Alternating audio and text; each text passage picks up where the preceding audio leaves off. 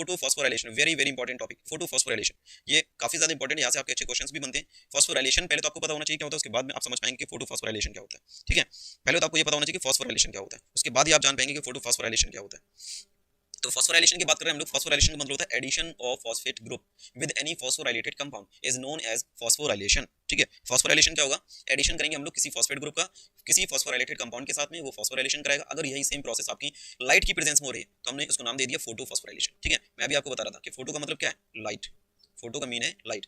The process in which synthesis of ATP, ATP को बनाने के लिए from ADP and inorganic phosphate, किससे बनाएंगे हम लोग, एडीपी से बनाएंगे और इनऑर्गेनिक फॉस्फेट का यूज करेंगे। ठीक है, in the presence of light is called photophosphorylation, इसको हमने कहा फोटोफॉस्फोराइलेशन। ठीक है, देखो एडीपी अपना यहाँ पर इनऑर्गेनिक फॉस्फेट है, लाइट की प्रेजेंस में प्रोसेस हो रही है और हमारे पास में प्रोडक्ट क्या बन रहा है, एटीपी। ठीक है, हमारा मेन चीज है एटीपी। और एटीपी हम लोग बना क्यों रहे हैं, because it is a energy currency. हम लोग क्यों लगातार एटीपी के पीछे पड़े हैं, क्योंकि ये एटीपी है एनर्जी करेंसी। किसकी, energy currency of the cell. Cell इसके बिना अपना काम नहीं कर पाती। हर जगह हमें पैसों की जरूरत पड़ती है, करेंसी की जरूरत पड़ती है अगर हमें अपनी जरूरतों को पूरा करना है। ठीक इसी तरीके से अगर सेल को भी अपनी जरूरतें पूरा करना है तो उसको भी करेंसी की जरूरत होती है।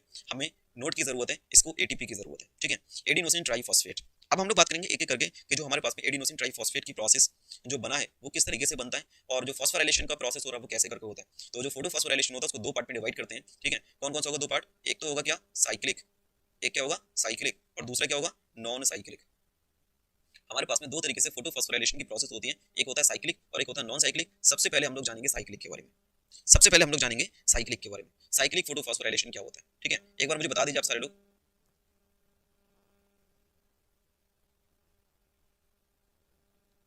ओके, ठीक है, मैं दोबारा से आता हूँ। ठीक है, मैं दोबारा से आता हूँ।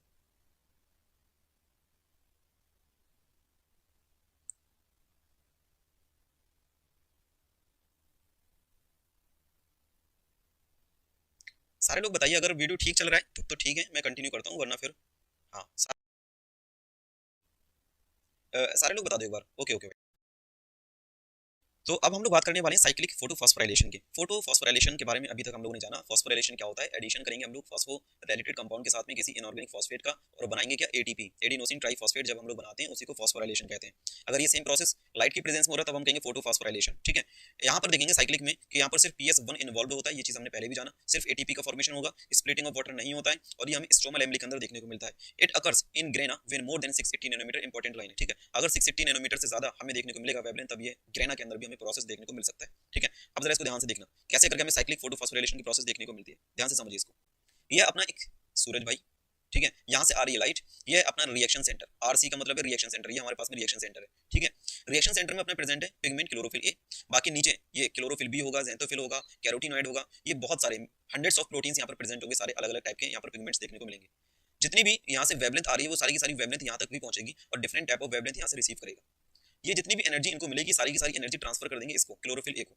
जब क्लोरोफिल ए के पास में बहुत सारी एनर्जी आ जाती है, ये क्लोरोफिल ए से एकदम से इलेक्ट्रॉन एक्साइटेड होकर के ऊपर को जाएगा। जैसे ही इलेक्ट्रॉन के पास में बहुत सारी एनर्जी आएगी, एक्साइटेड फॉर्म में ऊपर को पहुंचेगा, और जैसे ही ऊपर को पहुंचेगा यहाँ पर मिलेगा इसको PEA, प्राइमरी इलेक्ट्रॉन एक्सेप्टर। हम लोग PS1 की बात कर रहे हैं, ये जो हमारे पास में PS1 सिस्टम है, फोटो सिस्टम 1 की बात कर रहे हैं हम लोग। ठीक है, फोटो सिस्टम 1 में आपने देखा था जो प्राइमरी इलेक्ट्रॉन एक्सेप्टर है वो कौन होता है, आयरन सल्फर प्रोटीन। ठीक है, प्राइमरी इलेक्ट्रॉन एक्सेप्टर अपना आयरन सल्फर प्रोटीन होगा। अब जैसे यहाँ से इलेक्ट्रॉन एक्साइटेड फॉर्म में पहुंचा, यहाँ पर इसने रिसीव किया और यहाँ से ट्रांसफर हो गया ETS में। ETS बोले तो इलेक्ट्रॉन ट्रांसपोर्ट सिस्टम। ठीक है, ETS का मतलब है क्या, electron electron transport electron transport system. ठीक है, ये ETS में जैसे ही पहुंचेगा, यहाँ पर क्या हुआ, ADP प्लस PI, ADP, ठीक है, प्लस PI, एडिनोसिन डाइफॉस्फेट और इनऑर्गेनिक फॉस्फेट दोनों ही ऐड हुए और बना दिया हमारा ATP, एडिनोसिन ट्राइफॉस्फेट बना दिया। ठीक है, और यही चीज हमें चाहिए था। अब जब यहाँ से इसकी एनर्जी के साथ में देखो, इलेक्ट्रॉन के पास में बहुत सारी एनर्जी थी, प्राइमरी इलेक्ट्रॉन एक्सेप्टर ने इसको रिसीव किया और उसके बाद में इसको ट्रांसफर कर दिया ETS में, इलेक्ट्रॉन ट्रांसपोर्ट सिस्टम के पास जब पहुंचा तो इसकी एनर्जी के साथ ही ADP से ATP का फॉर्मेशन कर लिया गया, और वापस में जब एनर्जी इसके पास नहीं बची तब इसको वापस इसी सेंटर के पास भेज दिया। मतलब इलेक्ट्रॉन जहां से निकला था प्राइमरी इलेक्ट्रॉन एक्सेप्टर पे पहुंचा, ETS में भेजा, ETS से दोबारा अपने ही घर पे पहुंच जाता है। मतलब क्या हुआ कि जहां से इलेक्ट्रॉन चला वहीं पर वापस हो गया, ये हुआ साइक्लिक। आप जहां से चले वहीं पर रिटर्न हो लिए, ये एक साइक्लिक फॉर्मेट कहलाता है। और आप एक जगह से चले वहां से कहीं और, वहां से कहीं और, तो ये कहलाएगा नॉन साइक्लिक। ठीक है, तो वही चीज है यहाँ पर हमें साइक्लिक फॉर्म देखने को मिला कि जिस रिएक्शन सेंटर से एक इलेक्ट्रॉन निकला था उसी रिएक्शन सेंटर पर दोबारा से पहुंच जाता है। इसको हमने कहा साइक्लिक फोटोफॉस्फोराइलेशन। और यहाँ पर फॉर्मेशन हुआ किसका? एटीपी का फॉर्मेशन हुआ है। ठीक है, एटीपी का फॉर्मेशन हुआ है। फोटो सिस्टम 1 की बात करें तो मैक्सिमम यहाँ पर हमें 700 नैनोमीटर की वेवलेंथ देखने को मिलेगी। ठीक है, इंपॉर्टेंट है, एक एक चीज रिपीट कर रहा हूँ, ध्यान से समझ लो। फोटोफॉस्फोराइलेशन का ये टॉपिक बहुत इंपॉर्टेंट है, यहाँ से आपके क्वेश्चन बनते हैं। कुछ इंपॉर्टेंट चीजें जो आपको पता होना चाहिए, जैसे कि आपका प्राइमरी इलेक्ट्रॉन एक्सेप्टर पीएस1 में कौन होता है? Iron sulphur protein. Chlorophyll A reaction centre में होगा, मैक्सिमम एब्जॉर्प्शन यही करेगा 700 नैनोमीटर की वेवलेंथ को। इसके अलावा कुछ अलग अलग टाइप के वेवलेंथ भी आते हैं सनलाइट से, उनको रिसीव करेंगे ये सारे एसेसरी पिगमेंट्स। एसेसरी पिगमेंट जितनी भी एनर्जी को लेते हैं वो सारे की सारे ट्रांसफर कर देते हैं रिएक्शन सेंटर पर। रिएक्शन सेंटर के पास में जितनी भी एनर्जी आएगी, बहुत सारी एनर्जी होने की वजह से इलेक्ट्रॉन एक्साइटेड फॉर्म में बहुत तेजी से बाहर को निकलता है। जैसे ही बाहर की तरफ निकलेगा इलेक्ट्रॉन, तो यहाँ पर हमें रिसीवर देखने को मिलेगा, प्राइमरी इलेक्ट्रॉन एक्सेप्टर। इसने इसको रिसीव किया और ट्रांसफर कर दिया इलेक्ट्रॉन ट्रांसपोर्ट सिस्टम में। इलेक्ट्रॉन ट्रांसपोर्ट सिस्टम ने क्या किया? इसी की एनर्जी का यूज करते हुए एडीपी प्लस पीआई को जोड़ दिया और एटीपी का फॉर्मेशन कर दिया। ADP adenosine diphosphate, pi inorganic phosphate, बनाया एटीपी एडिनोसिन ट्राइफॉस्फेट। ठीक है, और उसके बाद में ये जो इलेक्ट्रॉन थी इसकी पूरी की पूरी एनर्जी को नचोड़ लिया गया और उसके बाद में इसको वापस से भेज दिया गया उसी सेम रिएक्शन सेंटर पर। तो जहां से रिएक्शन सेंटर से चला था उसी रिएक्शन सेंटर को वापस हुआ। इस तरीके का फॉर्मेट कहलाता है साइक्लिक फोटोफॉस्फोराइलेशन। इस तरीके का फॉर्मेट कहलाएगा साइक्लिक फोटोफॉस्फोराइलेशन। आई होप आपको यहां तक आसानी से समझ में आ चुका है। नेक्स्ट हम लोग बात करते हैं इलेक्ट्रॉन ट्रांसपोर्ट सिस्टम की। ठीक है, प्राइमरी इलेक्ट्रॉन एक्सेप्टर जो होगा वो इलेक्ट्रॉन ट्रांसपोर्ट सिस्टम को पास कर दिया जाएगा और जैसे ही इलेक्ट्रॉन ट्रांसपोर्ट सिस्टम को पास किया जाएगा वहां से ये वापस भेजा जाएगा रिएक्शन सेंटर को। और ईटीएस जो होता है, इलेक्ट्रॉन ट्रांसपोर्ट सिस्टम जो होता है, एक्चुअल में ये कई सारे पिगमेंट्स का ग्रुप होता है। कौन कौन से पिगमेंट्स हमें इलेक्ट्रॉन ट्रांसपोर्ट सिस्टम के अंदर देखने को मिलते हैं उसको यहाँ पर देखेंगे। इलेक्ट्रॉन ट्रांसपोर्ट सिस्टम में हमें देखने को मिलेगा, जैसे आपने देखा प्राइमरी इलेक्ट्रॉन एक्सेप्टर था सबसे ऊपर, उसके बाद में हमने कहाँ भेज दिया था? इलेक्ट्रॉन ट्रांसपोर्ट सिस्टम को। ठीक है, अब इलेक्ट्रॉन ट्रांसपोर्ट सिस्टम यहाँ से स्टार्ट होता है। कौन कौन से पिगमेंट होते हैं? सबसे पहले पहुंचेगा एफडी के पास में, एफडी बोले तो फेरोडॉक्सिन। फिर पहुंचेगा पीक्यू के पास में, पीक्यू बोले तो प्लास्टोक्विनोन। फिर पहुंचेगा साइटोक्रोम B6। फिर पहुंचेगा साइटोक्रोम F और उसके बाद में पीसी, पीसी बोले तो प्लास्टोसाइनिन। और उसके बाद में वापस भेज दिया जाता है रिएक्शन सेंटर को। इतना ज्यादा घुमाया जाता है किसी एक इलेक्ट्रॉन को जब वो घर से बाहर आवारगर्दी दिखाने के लिए पहुंचता है। ठीक है, तो कहीं दूसरी जगह पर पहुंचेगा तो जाहिर सी बात है लोग उसको तो फिर टहलाते ही रहेंगे। तो वही चीज हुई है यहाँ पर इसके साथ भी कि इलेक्ट्रॉन प्राइमरी इलेक्ट्रॉन एक्सेप्टर पर पहुंचा, वहां से ईटीएस को पहुंचा, ईटीएस से एफडी को पहुंचा, एफडी से पीक्यू, पीक्यू से cytochrome B6, then cytochrome F, after that PC और आफ्टर दैट फाइनली अपने घर पे पहुंचेगा, रिएक्शन सेंटर को वापस हो जाता है। ये कहलाया कंप्लीट साइक्लिक फोटोफॉस्फोराइलेशन। नेक्स्ट हम लोग बात करते हैं नॉन साइक्लिक फोटोफॉस्फोराइलेशन को। आपको इलेक्ट्रॉन ट्रांसपोर्ट सिस्टम के अंदर जितने भी पिगमेंट्स हैं वो ध्यान रखना है, बहुत ही ध्यान से समझ लीजिए इसको। ठीक है, अब हम लोग बात करेंगे नॉन साइक्लिक फोटोफॉस्फोराइलेशन ये किस तरीके से होता है। बोथ PS1 एंड PS2 यहाँ पर इन्वॉल्व होते हैं, दोनों तरीके के फोटो सिस्टम यहाँ पर इन्वॉल्व होते हुए दिखेंगे हमें। और इसके बाद में आप देखोगे कि यहाँ पर ATP भी बनेगा और NADPH का भी फॉर्मेशन होगा, एडिनोसिन ट्राइफॉस्फेट भी बनता है और nicotinamide adenine dinucleotide phosphate hydride का भी फॉर्मेशन होगा। कहाँ पर होती है प्रोसेस? ग्रेना के अंदर होगी। मैक्सिमम एब्जॉर्प्शन कितना होगा? 680 नैनोमीटर का। हाइड्रोलिसिस यहाँ पर हमें देखने को मिलेगी। क्यों जरूरत पड़ेगी हाइड्रोलिसिस की, ये बात अभी हम लोग जानेंगे, अभी आपकी भी आसानी से समझ में आ जाएगी। ठीक है, हम बात कर रहे हैं यहाँ पर नॉन साइक्लिक की। किसकी बात कर रहे हैं हम लोग? Non cyclic photophosphorylation. Non cyclic photophosphorylation हम लोग पढ़ रहे हैं। ठीक है, नॉन साइक्लिक फोटोफॉस्फोराइलेशन पढ़ रहे हैं। नॉन साइक्लिक फोटोफॉस्फोराइलेशन में क्या हुआ? दोनों ही तरीके के फोटो सिस्टम हमें देखने को मिलते हैं।